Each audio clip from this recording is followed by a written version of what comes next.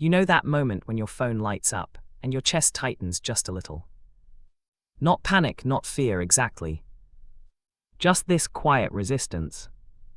You look at the screen, you see the name, you hesitate, maybe you let it ring once longer than necessary, maybe you watch it stop, and then you tell yourself you'll call back later when you feel more ready.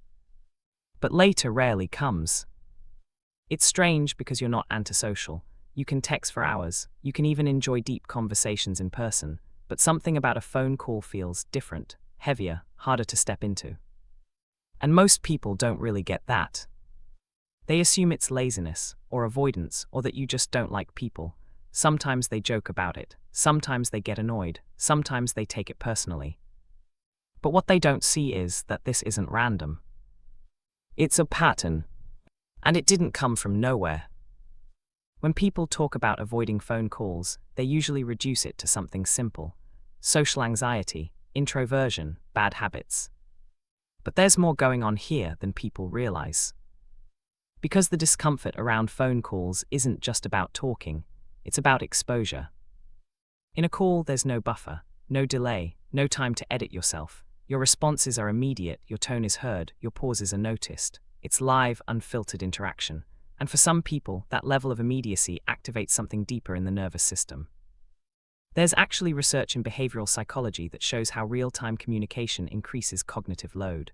Your brain has to process tone, meaning, timing, and emotional cues all at once, while also generating a response in real time. It's fast, demanding, and for certain nervous systems, it feels intense without being obviously overwhelming. Texting, on the other hand, gives space. Space to think, space to regulate, space to choose how you come across. And that space matters more than people think. Because if you look a little deeper, this pattern often connects back to something older. Not one specific memory, but a kind of environment.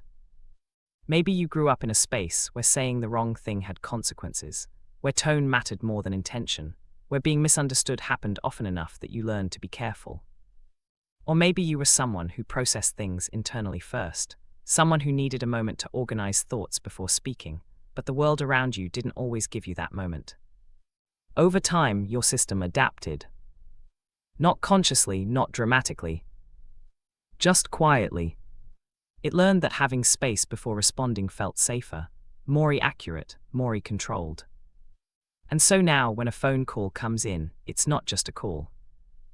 It's a situation where that space disappears. And your body notices before your mind does. That slight hesitation you feel, that's not weakness. It's recognition. Your nervous system picking up on the loss of control, the demand for immediacy, the possibility of being caught off guard. And choosing in its own way to protect you. That doesn't make phone calls bad. And it doesn't make you better for avoiding them. It just means your system is wired a little differently. Some people feel energized by spontaneous interaction. Others feel grounded by structure and space. Neither is more correct. They're just different ways of navigating the same world. But here, where it gets more interesting. Because the very thing that makes phone calls uncomfortable for you is also tied to something else. Depth. People who prefer space before responding often think more carefully.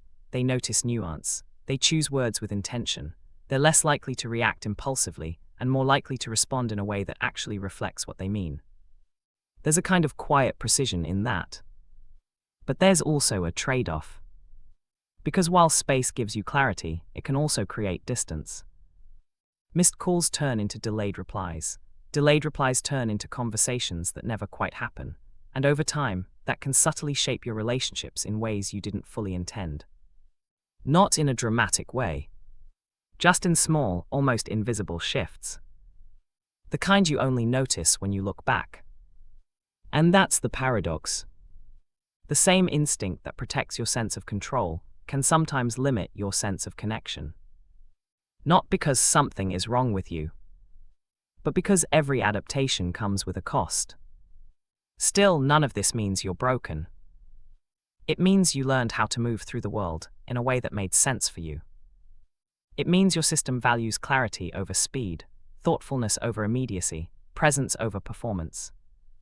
And in a world that constantly pushes for faster responses, louder voices, and instant availability, that's not something to dismiss. It's something to understand.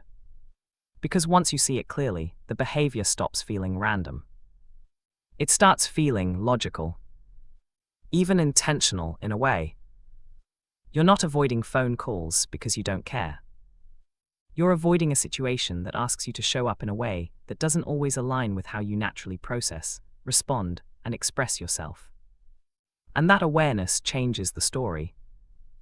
It removes the shame. It replaces it with context. And from there, things become quieter. More honest. You might still let some calls go to voicemail. You might still prefer texting over talking. But now it doesn't come from confusion. It comes from understanding. And there's something steady about that. Because when you understand your patterns, you stop fighting yourself as much.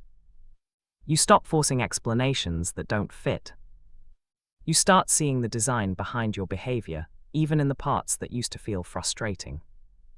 And maybe, slowly, you begin to choose differently sometimes.